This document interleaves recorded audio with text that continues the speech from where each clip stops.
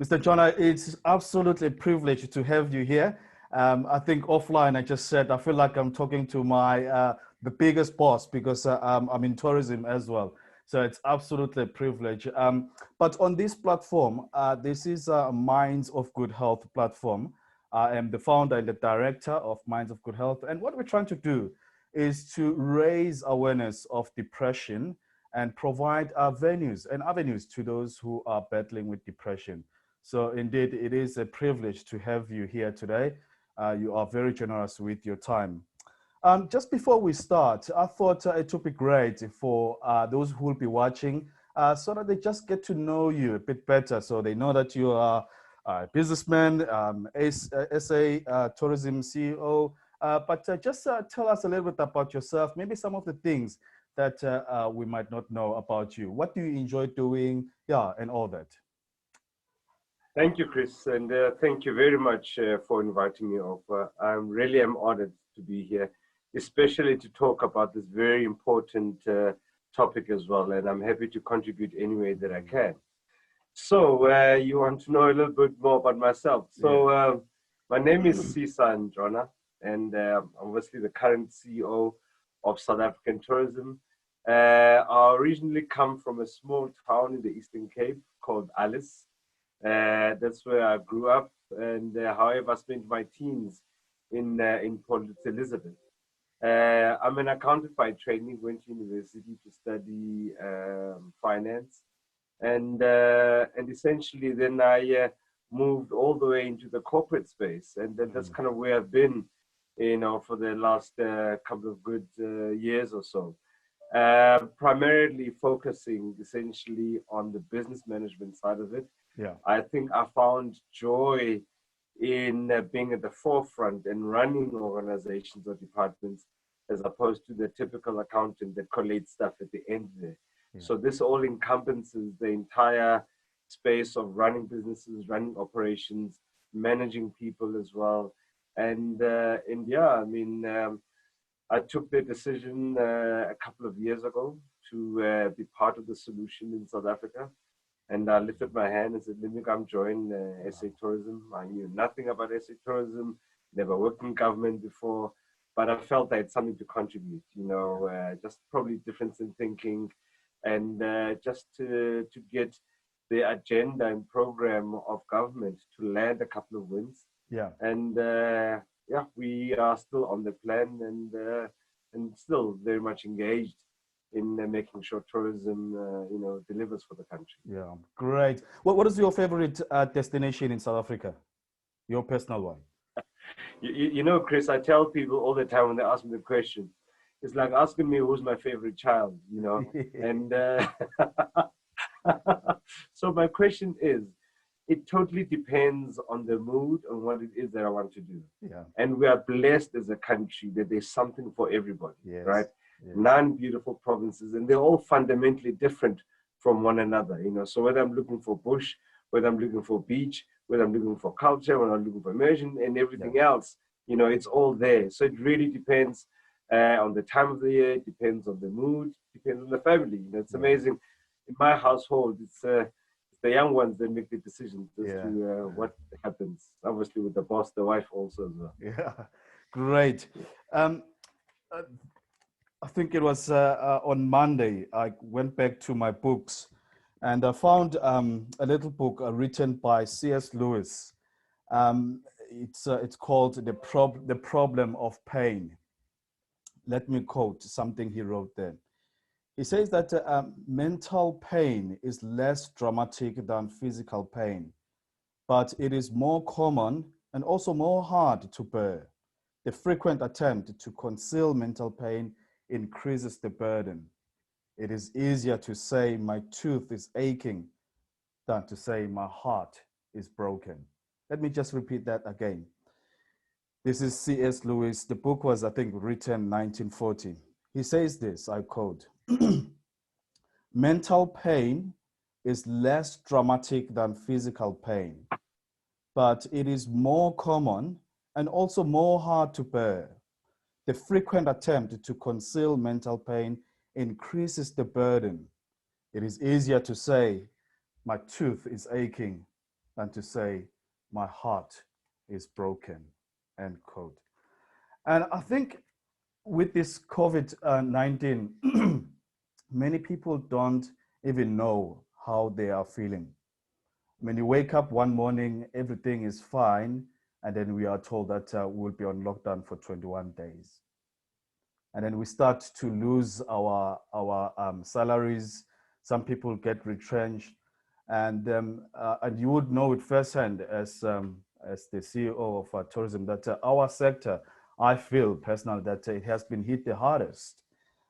Some people have lost their jobs. Some have to close doors, their hotels, lodges. Mr. Ntshona, just specifically talking about tourism, how would you encourage, I mean, those who are in tourism, how would you encourage them during this time? Just words of encouragement, really. Thanks, Chris. I think, first of all, a very profound quote from C.S. Lewis, very apt as well. You know, the issues of mental illness is that it's hidden. You know, it's unlike, as you said, the sore tooth that you can point, that can be visible, and something can be done to administer some form of relief. The other one is really kind of got some light sensors in the office here. So, you know, the other one is really kind of, you know, say the invisible part. Now, you're absolutely right. You know, there hasn't been probably a challenge to human beings across the board at such a large scale at the same time, where literally all of us have been isolated into our own small little segments. So therefore, our potential means of coping, whether it be work, whether it be any form of externalization, exercise, anything else, for some time was curtailed, right? So we literally at some point in time all had to deal with our demons, as it were, you know. The tourism sector, you're absolutely right. You know, those that are in it, and I experience this quite a lot, even within the organization, you know, you compare relatively to what other sectors are feeling. And you see them opening up and you see them starting to get some form of normality. However, you find that the travel and tourism space has been held back, and that creates more pressure and pain because with each week that a sector is held back, the ability for it to rebound and come back again becomes proportionally more difficult, right? So therefore, you kind of get a sense that with each week that goes by and the sector is not able to operate, you know, the sector deteriorates, businesses close, you know, the ability again to rebound is a much, much higher challenge. And all of this weighs in, you know, in terms of the psyche of all those that are in the sector. So will I still have a job? Will I still have an income? You know, and then my heart bleeds for those, especially the young ones, they've either just bought a house, just bought a car. And at that time, you know, you had a very good view and a positive view of the future.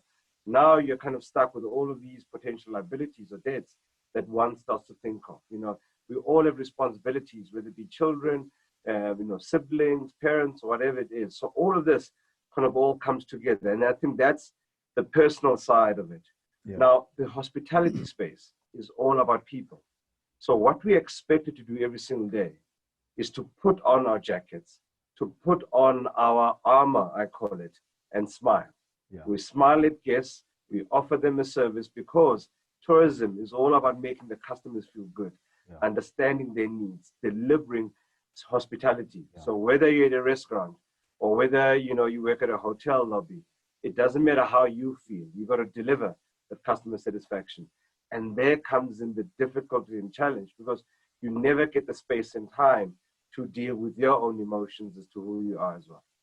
Yeah, great. And let me just perhaps take this moment and encourage those who are very interested in tourism. And I'm very grateful that there are courses that are for free. Essay expert or something like that. I've seen that on LinkedIn. I did that course last 2018, and you get a certificate and you get some education, some knowledge.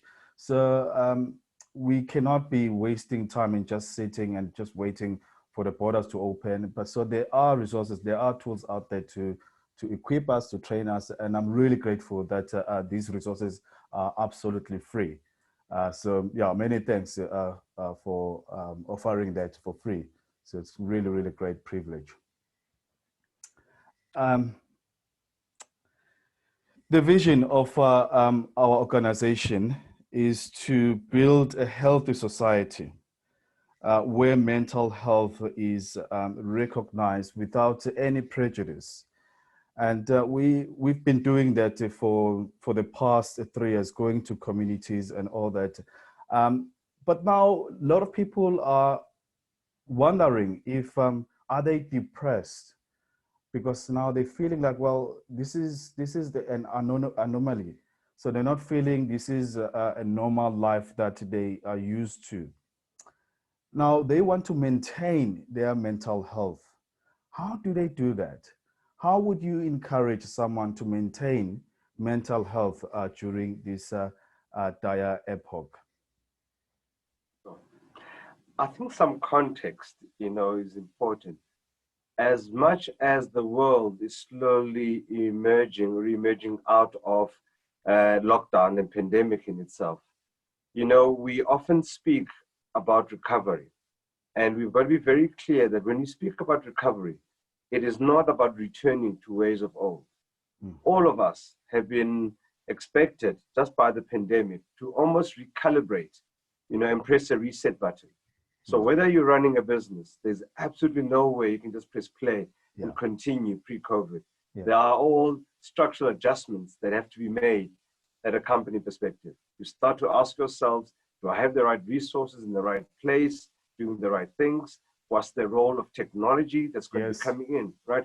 So as much then that we are asking all of these questions then, as far as our businesses or work of place is concerned, we have to equally ask ourselves, how are we going to show up, in this COVID coming out environment, right?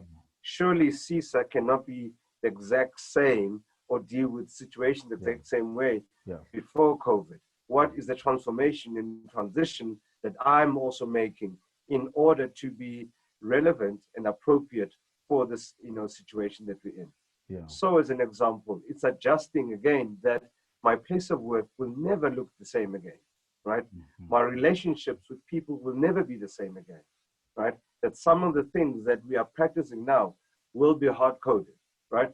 Either how we look at hygiene or interact and everything else there. So therefore, holding on to the past, right, in an environment that has changed, potentially puts weight on us that is unnecessary.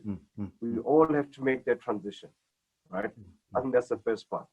The second part as well, again, is that have we used the time during the lockdown to reflect on who we are, what we are, and how we want to show up and emerge?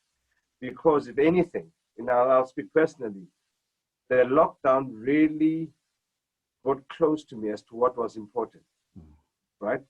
What was important was the people around me. It was the family. It wasn't my fancy car in the garage that I couldn't drive anywhere because now I'm in lockdown, if you get what I'm saying. Yes. If that was my identity, it's locked up. I can't do anything around it. And you look around that actually you become grateful for the people that you have around you.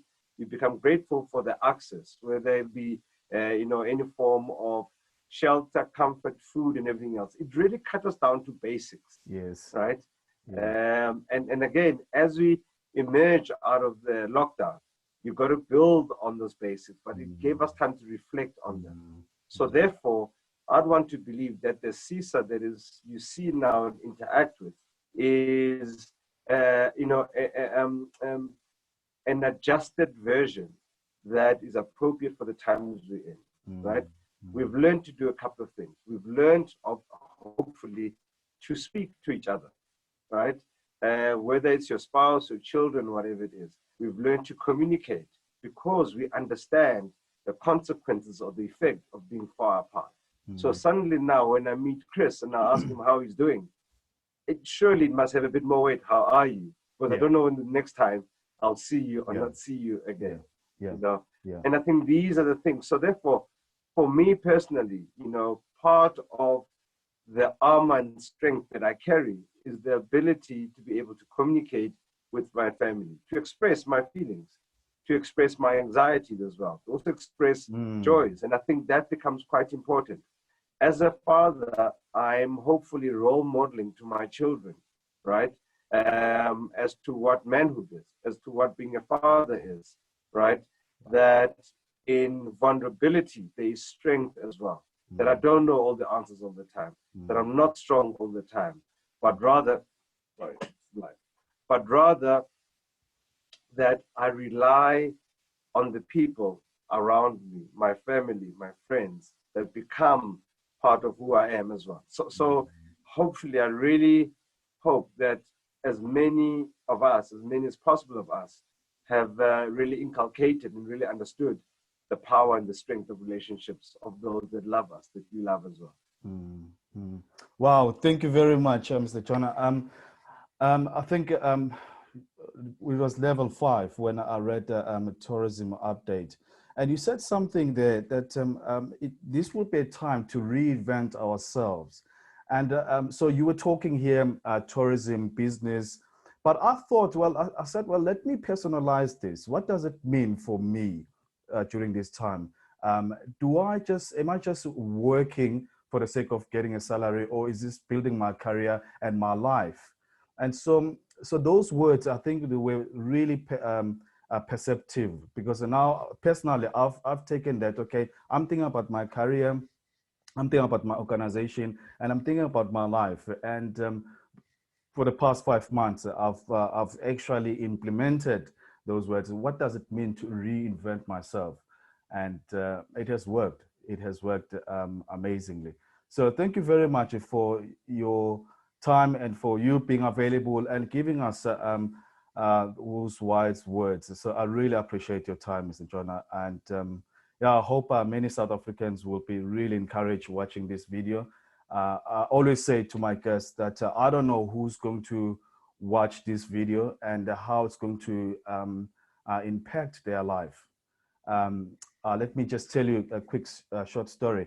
On Monday, I went live on Facebook, and this gentleman, he's not my friend on Facebook, so someone had shared my video, and he sent me a message saying, look, Chris, I was sitting in the dark, just browsing my phone, and I watched your video. And brother, I feel like my life has been saved because I was thinking to do something horrible to myself. So to have public figures such as yourself and just talking to South Africans in a very relaxed setting is really, really encouraging. So someone will be encouraged. So thank you very much, sir, for your time. So just to add on there, Chris, and reflect on your story there. Look, I think it's important as well for everyone to understand that, you know, we may hold leadership titles that are glamorous and seen and everything else, but at the core of it, we are also just people. We are also susceptible to all the insecurities and all the unknowns out there. We show up on a daily basis, especially when you have to lead people, especially leading them when you yourself are not sure about what's going to happen tomorrow or the day after. So at times we have to prop ourselves up. We have to lead. We have to have clarity of thought and mind and everything else there. And at times we neglect to look after our own selves because there's no one else looking and checking how you are doing as well. And, you know, the whole element around self-love and self-check becomes quite important. That as a leader, it's okay to be vulnerable. It's okay to show weakness. It's okay to say, I don't know. It's okay to reach out to others who may be in a hierarchy, maybe lower than you. It's okay to do that, right? And that's where, to me, the real humanity comes through. We all carry luggage in one form or the other, and we have to lean on each other. We lean on each other with respect, but we lean on each other with a form of support. No one of us has all the answers, believe you me, no one of us. But I think as a unit, you know, so as well, I want to say to everyone out there that we all have a role to look after ourselves, but also look at the person next to you, in front of you, above you, below you, and just ask them, are you okay? How can I help as well? We are all humans. I think that's the key thing there. Wow. Sir, thank you very much. Really appreciate this. Thank you, Chris. Cheers. Much